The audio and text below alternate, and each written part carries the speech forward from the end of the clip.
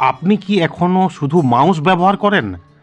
মাঝে মধ্যে শুধু নাম এবং নাম্বার লেখার সময় কিবোর্ড ব্যবহার করেন? এটা কিন্তু ঠিক নয়। আপনি যদি কম্পিউটার এক্সপার্ট হতে চান তো মাউসের পাশাপাশি কিবোর্ডের কাজও আপনাকে জানতে হবে। যেমন ধরুন, যে কাজগুলি আমরা মাউসে করি, তো আপনি চাইলে অনায়াসে সেই কাজগুলি কিবোর্ডের মাধ্যমেও করতে পারেন, তাই না? আপনি যদি স্টুডেন্ট হন বা স্কুলে, কলেজে, অফিসে, যে কোনো জায়গায় কম্পিউটার ব্যবহার করেন, অথচ বেশিরভাগ সময় মাউসের মাধ্যমেই কাজ সেরে নেন, কিবোর্ড ব্যবহার করেন না বললেই চলে, এটি কিন্তু খুব শোভনীয় নয়। তো আজ আমি দেখাবো আপনাদের কিবোর্ডের শর্টকাট কি বা স্পেশাল ট্রিক্স। তো চলুন মেন ভিডিওতে আসা যাক। Hello friends, this is Sadhan Mondal and welcome to my channel SM A to Z take.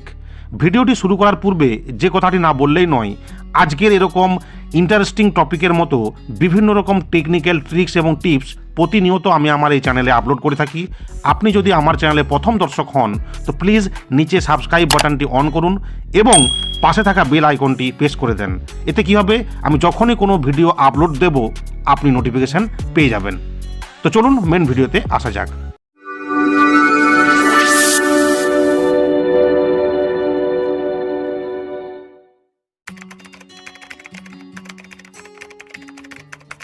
Zoom in or zoom out.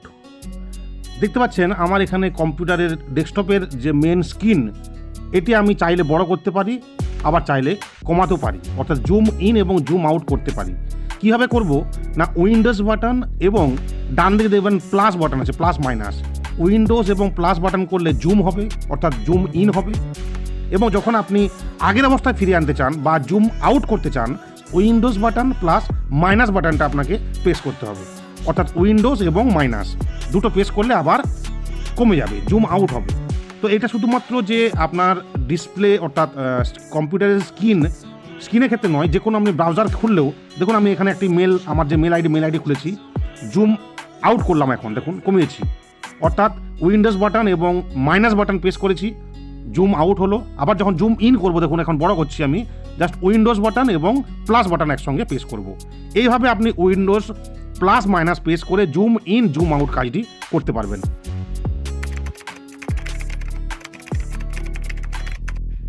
2 number tricks, task manager.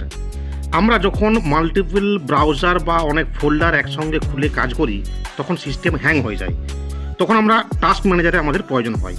তো আমরা ন্যাচারালি টাস্ক ম্যানেজার নিচে মাউসের কার্সারে ক্লিক করে বের করি এবং যে প্রসেসটি হ্যাং হয় সেটা আমরা এন্ড প্রসেসে ক্লিক করি, এইভাবে জাস্ট এন্ড টাস্ক করে দিই, দিয়ে আমাদের হ্যাংটি কেটে যায়। তো আপনি চাইলে আজ থেকে ওরকম করার দরকার নেই, জাস্ট আপনি কন্ট্রোল শিফট আর ESC বাটনটা প্রেস করে অটোমেটিক টাস্ক ম্যানেজারে ডিরেক্ট পৌঁছতে পারবেন। কন্ট্রোল শিফট এবং ESC প্রেস করে আপনি টাস্ক ম্যানেজার খুলে দিলেন এবং এখানে যে আপনার প্রসেসটি হ্যাং হয়েছে সেই প্রসেসটি আপনি এন্ড টাস্ক করে ক্লিক করে আপনি সেটি ক্লোজ করতে পারবেন। ওকে।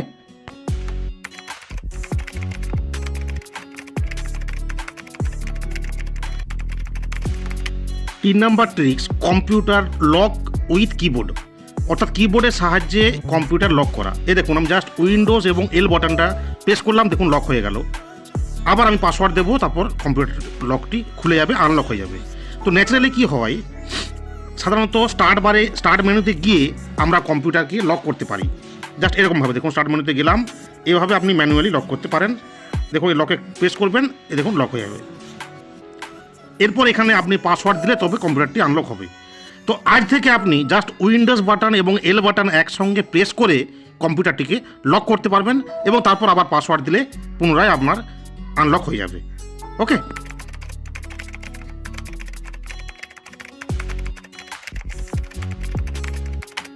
4 নম্বর ট্রিক্স, রান ওপেন।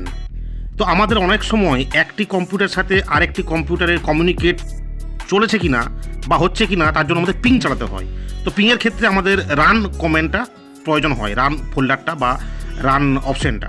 তো সেক্ষেত্রে আমরা ন্যাচারালি স্টার্ট মেনুতে গিয়ে সার্চ বারে রান টাইপ করলে, RUN টাইপ করে দেখুন এখানে রান আসছে। এরপর আপনারা পিং চালিয়ে এখানে একটি সিস্টেমের সাথে আরেকটি সিস্টেমের কমিউনিকেট হচ্ছে কিনা দেখতে পারেন, বা আমরা লোকাল এরিয়া নেটওয়ার্ক কানেকশন, এখানে ল্যান্ড কানেকশন আমরা এই রানে গিয়ে দেখতে পারি। তো আজ থেকে আপনি জাস্ট উইন্ডোজ R বাটনটা প্রেস করে আপনি ডিরেক্ট রান ফোল্ডারটা বা রান অপশানটা আপনি পেয়ে যেতে পারেন।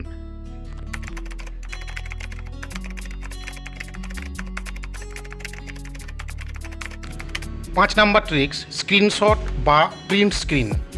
কিবোর্ডে দেখবেন স্ক্রল লকের পাশ বাম সাইডে প্রিন্ট স্ক্রিন বলে একটি বাটন আছে, ওই বাটনটি একবার প্রেস করবেন। প্রেস করার পর কন্ট্রোল-C করবেন।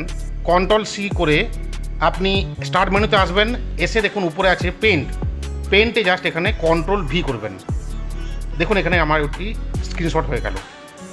যে কোনো আপনি ব্রাউজার বা যে কোনো মেল, যে কোনো আপনার ফাইল আপনি যদি প্রিন্ট স্ক্রিন করতে চান বা স্ক্রিনশট নিতে চান, জাস্ট আপনি স্ক্রল লকের বাম সাইডে প্রিন্ট স্ক্রিন বলে যে বাটনটি আছে ওটা একবার প্রেস করবেন।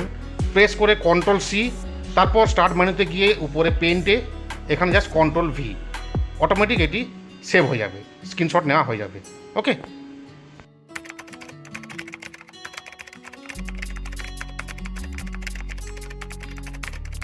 ছ নাম্বার ট্রিক্স, ব্রাউজার মুভমেন্ট। আপনি চাইলে একাধিক ব্রাউজার ওপেন করে উইন্ডোজ অ্যারো কি ব্যবহার করে সেই ব্রাউজারগুলিকে লেফট, রাইট, আপ, ডাউন করতে পারেন। অর্থাৎ মিনিমাইজ আকারে আপনি দুটি ব্রাউজারকেই একসঙ্গে ব্যবহার করতে পারেন জাস্ট উইন্ডোজ বাটন এবং অ্যারো কি ব্যবহার করে। উইন্ডোজ প্রেস করার পর আপনি অ্যারো কি লেফট অ্যারো করলে লেফট দিকে যাবে, রাইট অ্যারো প্রেস করলে রাইট ডান দিকে যাবে, এবং আপ অ্যারো প্রেস করলে আপনার উপর দিকে যাবে বা ফুল পেজে তৈরি হয়ে যাবে। ওকে।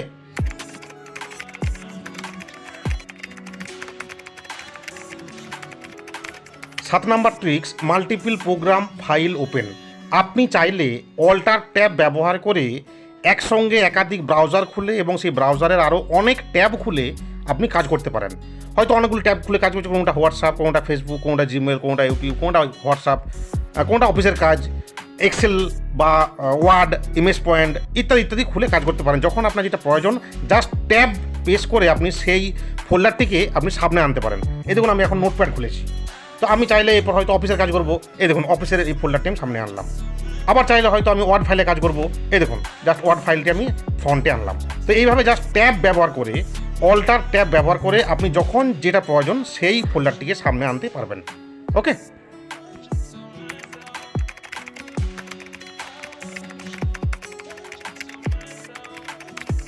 আট number tricks, multiple program file minimize করা। আমি দেখুন সাপোজ নোটপ্যাড খুললাম, ওয়ার্ড খুললাম, মজিলা ফায়ারফক্স খুললাম, গুগল ক্রোম খুললাম, হয়তো একাধিক আমি প্রোগ্রামিং এখানে ডিসপ্লেতে আনলাম, খুললাম। এরপর সেই গুগল ক্রোমে খুললে মধ্যে হয়তো আমি আবার জিমেল খুললাম বা হোয়াটসঅ্যাপ, যে কোনো ব্রাউজার একাধিক ট্যাব আপনি ব্যবহার করতে পারেন। আমি খুললাম। ওকে। তো যখন মিনিমাইজ করব আমরা কী করি, একটি করে মিনিমাইজ করি। এই দেখুন ওয়ার্ড মিনিমাইজ করলাম, সমস্ত কিছু প্রোগ্রামিং ফাইলগুলো আমরা ব্রাউজারগুলো আমরা একটি করে মিনিমাইজ করি। তো আপনি চাইলে জাস্ট উইন্ডোজ-D বাটন প্রেস করে একসঙ্গে মাল্টিপল প্রোগ্রাম যেগুলো আপনি রান করছিলেন, কাজ করছিলেন, সেগুলো মিনিমাইজ করতে পারেন। সাপোজ দেখুন আমি আবার নতুন করে খুলছি, ওয়ার্ড ফাইল খুললাম, হ্যাঁ, এরপর দেখুন আমি নোটপ্যাড খুললাম, মজিলা ফায়ারফক্স খুললাম, গুগল ক্রোম খুললাম, এবং তার মধ্যে আরও ট্যাব, আরও অন্যান্য ব্রাউজার ট্যাবগুলো আমি ওপেন করলাম। জাস্ট এখানে আমি জাস্ট উইন্ডোজ-D বাটন প্রেস করবো। এই দেখুন জাস্ট উইন্ডোজ-D প্রেস করলাম, দেখুন সব একসঙ্গে মিনিমাইজ হয়ে গেল। ওকে।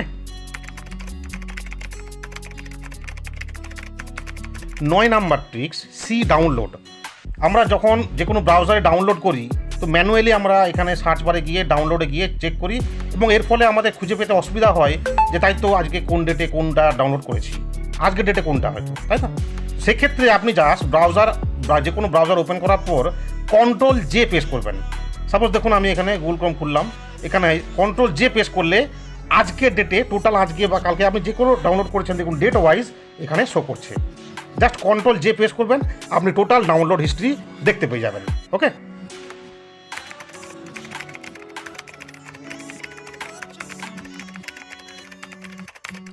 দশ নাম্বার ট্রিক্স, টার্ন অফ বা শাটডাউন। আমরা ন্যাচারালি কাজের শেষে স্টার্ট মেনুতে গিয়ে স্টেপ বাই স্টেপ কম্পিউটারটিকে টার্ন অফ বা শাটডাউন করি, তাই না? আপনি চাইলে আজ থেকে জাস্ট আপনি Alt+F4 প্রেস করে দেখুন ডিরেক্ট আপনি পৌঁছে যাবেন টার্ন অফ বা শাটডাউন অপশানে। ওকে। ম্যানুয়ালি আমরা যাই, স্টার্ট মেনুতে গিয়ে স্টেপ বাই স্টেপ আমরা টার্ন অফ বা শাটডাউন করি স্টার্ট মেনুতে গিয়ে, তাই না? তো আপনি আজ থেকে জাস্ট Alt+F4 প্রেস করবেন, ডিরেক্ট আপনি পৌঁছে যাবেন কম্পিউটারের টার্ন অফ বা শাট ডাউন অপশানে। ওকে, এই ছিল কিবোর্ডের মাত্র গুটি কতক স্পেশাল ট্রিক্স। আরও অনেক অনেক ট্রিক্স আছে, যদি আপনারা জানতে চান তো এই ভিডিওর কমেন্ট সেকশনে এসে আপনারা জানাতে পারেন, আমি আরেকটি ভিডিও আপলোড দেবো। ওকে, তো আশা করি ভিডিওটি দেখে ভালো লেগেছে। যদি ভালো লেগে থাকে অবশ্যই লাইক, কমেন্ট, শেয়ার করতে ভুলবেন না। দেখা হবে পরবর্তী ভিডিওতে। ততক্ষণ পর্যন্ত সবাই ভালো থাকবেন, সুস্থ থাকবেন।